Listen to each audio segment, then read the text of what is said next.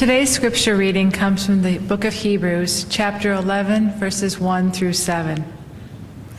Now faith is confidence in what we hope for and assurance about what we do not see. This is what the ancients were commended for. By faith, we understand that the universe was formed of God's command, so that what is seen was not made out of what was visible. By faith, Abel brought God a better offering than Cain did. By faith, he was commended as righteous when God spoke well of his offering, and by faith, Abel still speaks, even though he's dead. By faith, Enoch was taken from this life, so that he did not experience death. He could not be found, because God had taken him away.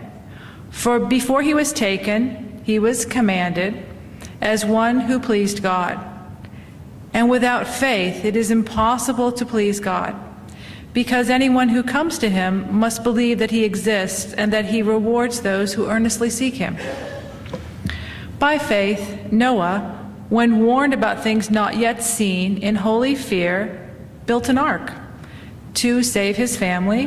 By faith, he condemned the world and became heir of the righteousness that is in keeping with faith. This is the word of the Lord. Amen.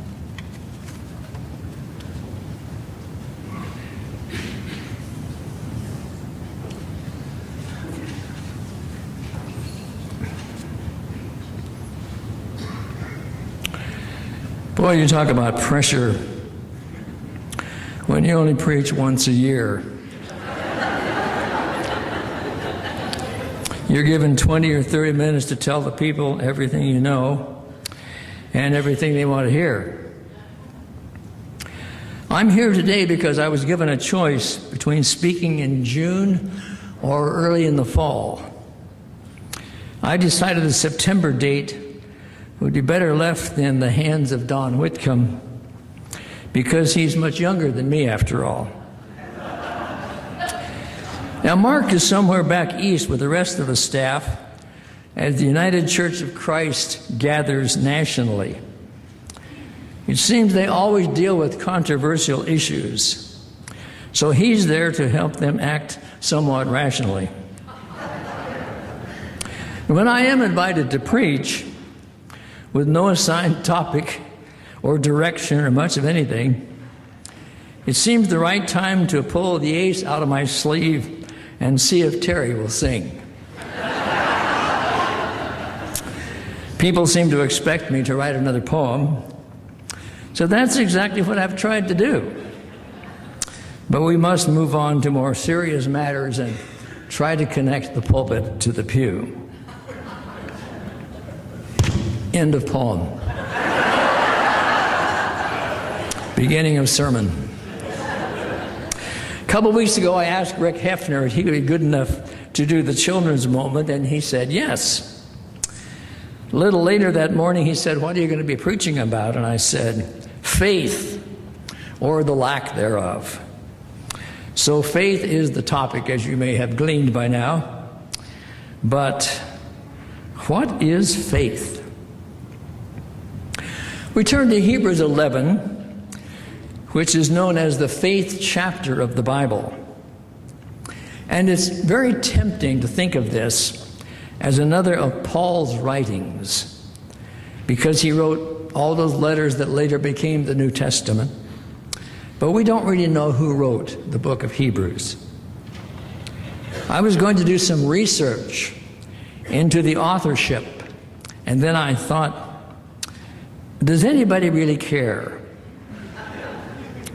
But scholars seem to agree that it was not Paul, that it is in fact more of a homily or a sermon than it is a letter.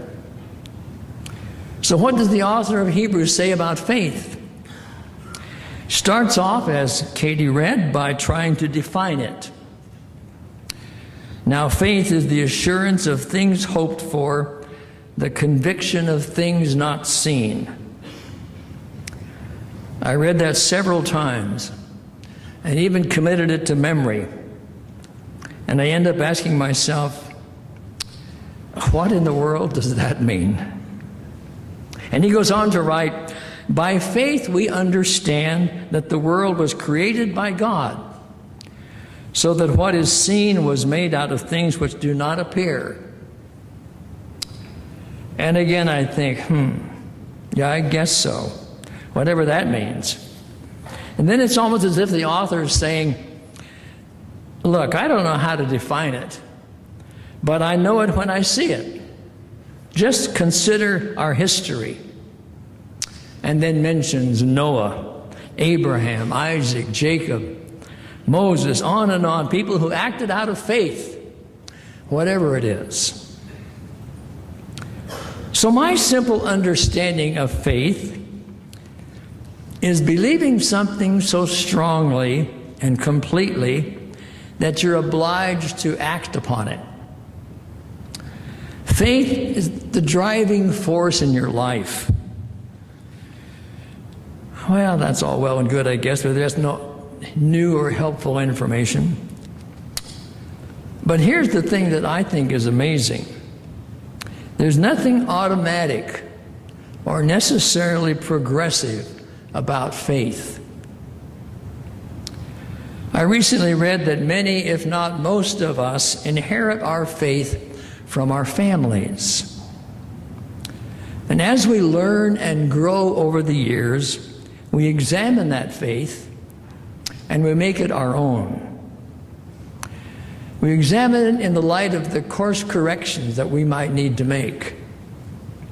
And it's not that we reject the faith of our childhood, it's that we reshape it to meet the adult circumstances that we face in life, so it becomes our very own. Now, in the process of redefining our faith, we find it waxing and waning, flourishing and fading. One moment strong, another moment weak.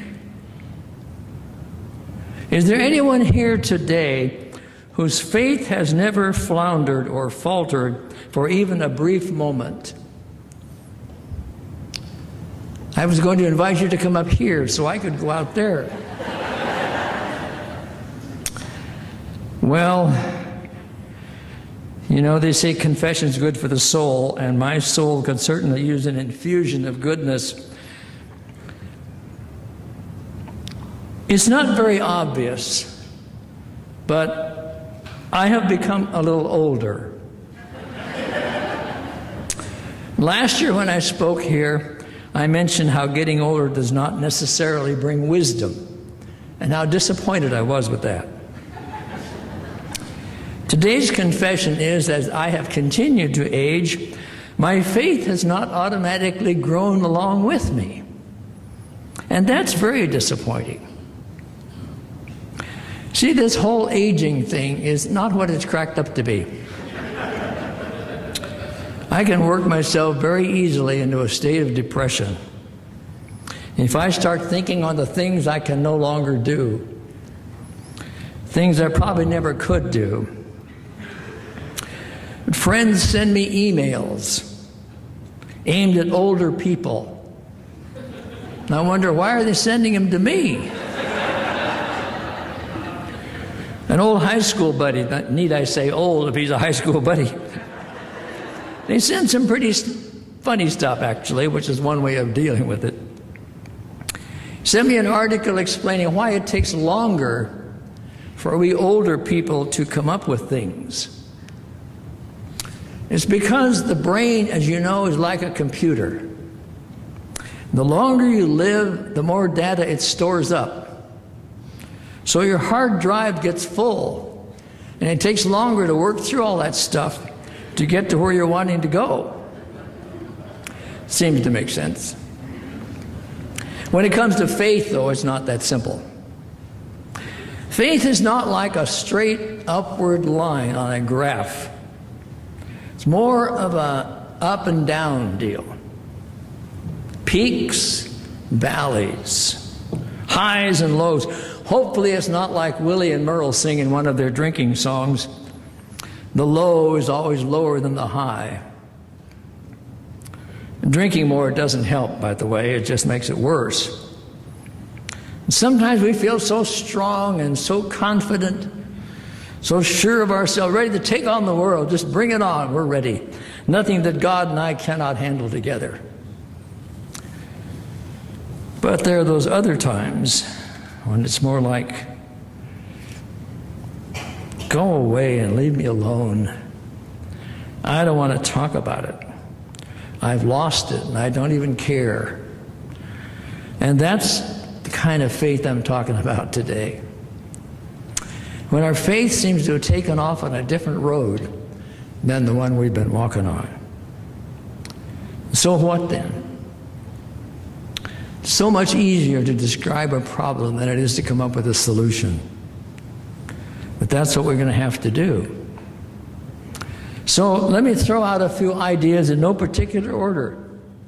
Maybe there's something you can use when your faith falters. I was going to say if, but when your faith falters.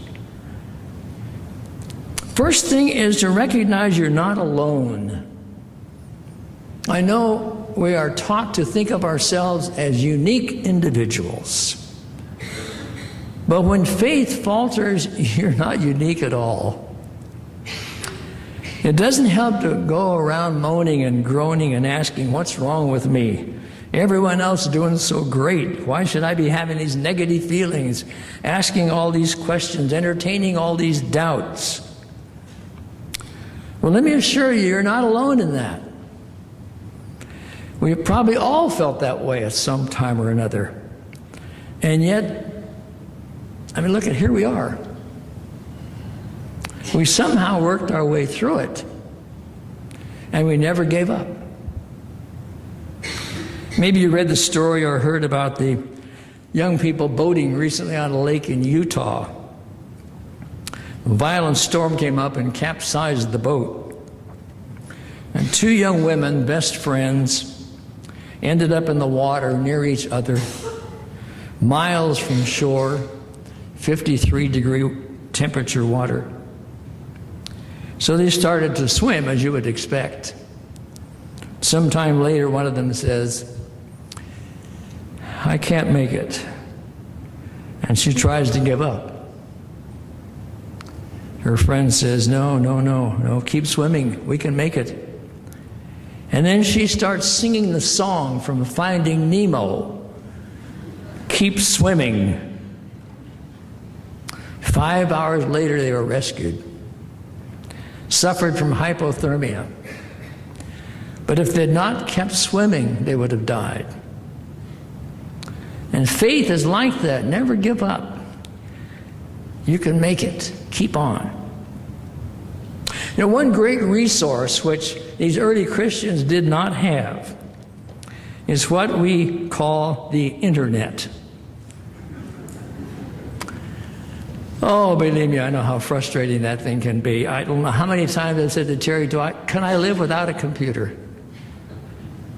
No. When you feel that way, what you do is you call Kevin Hefner. I don't mean Rick, who's up there in the genius class, but Hefner, who's working his way up there quickly. 13-year-old, he'll fix your computer. And there's some wonderful websites there dealing with Christian faith. Now, some of them are kind of hokey, but others have a wealth of helpful advice. And you can access it almost anonymously, except for some guy in India who you don't care about anyway. Now, one example of this, and I don't even know who wrote this, but I read, faith is the act of holding on to things your reason has once accepted in spite of your changing moods. Make sure that if you have once accepted Christianity, that some of its main doctrines will be deliberately held before you sometime every day. This is why daily prayer and religious reading and church going are necessary parts of the Christian life. Now that's good stuff. We knew that. We know that. But we need reminders. So surf the internet. Just Google so many different sites. Faith, Trust Christianity. One I particularly like is BeliefNet. Wonderful stuff. Or YouTube. Oh my goodness. I was in Switzerland one time visiting, I don't know why, but there was one of those little alpine churches up there all by itself. And went inside, and in the front row were two little blue-haired ladies.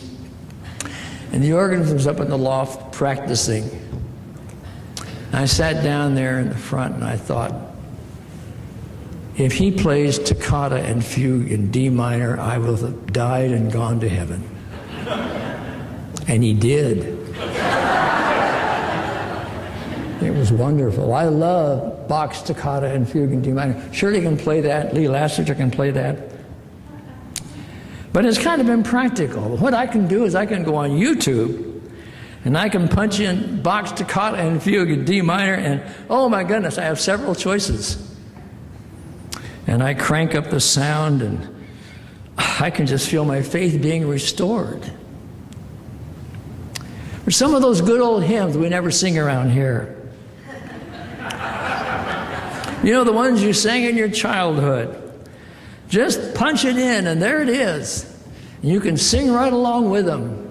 Solos or quartets or congregations, and you can just feel your faith being revived and renewed. Or friends. My goodness, what a great resource friends are. You know, I was in church camp as a child a few years ago. I learned a little chorus. Some of you know it, I'm sure. No, I'm not going to sing it. But it goes like this. I have the joy, joy, joy, joy down in my heart. And they say, where? Down in my heart. Down in my heart to stay. And then there's all kinds of tongue twister verses that go along with that. One that I liked was, I have the faith that fosters fondest friendships down in my heart. And I was thinking about that, and I thought, you know, fondest friendships foster faith. You can turn that around. And my faith has certainly been fostered and deepened and strengthened by friends that I've known and loved over the years. One example happened to be another pastor. He discovered one day that his teenage son had hung himself to death in the garage. Sometime later, Easter morning, he went down to the kitchen, getting ready to go to church, found his wife slumped over the table, dead.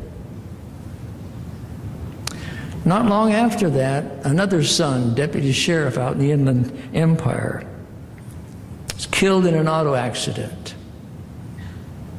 I thought, my goodness.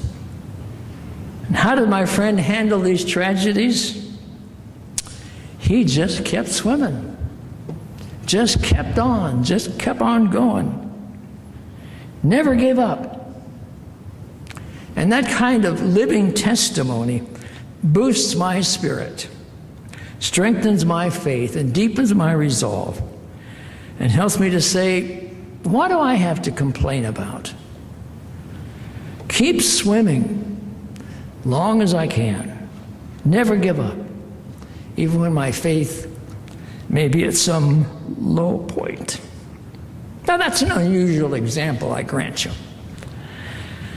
But you know, right here, this very place, are so many stories of faith and fortitude, people carrying on, person after person, whose faith has faltered now and then, but here they are, worshiping, praising God, focusing on all the good things that God's doing in their life. This is a good place to be. I'm glad you're here. I'm glad I'm here. I'm glad that God is here. Now that seems like a pretty short sermon to me. But there's always next year. So I hope I'm here. I hope you're here. Meanwhile, let's just keep on with our faith as best we can. So let's sing another old hymn that we know and love. Number 543.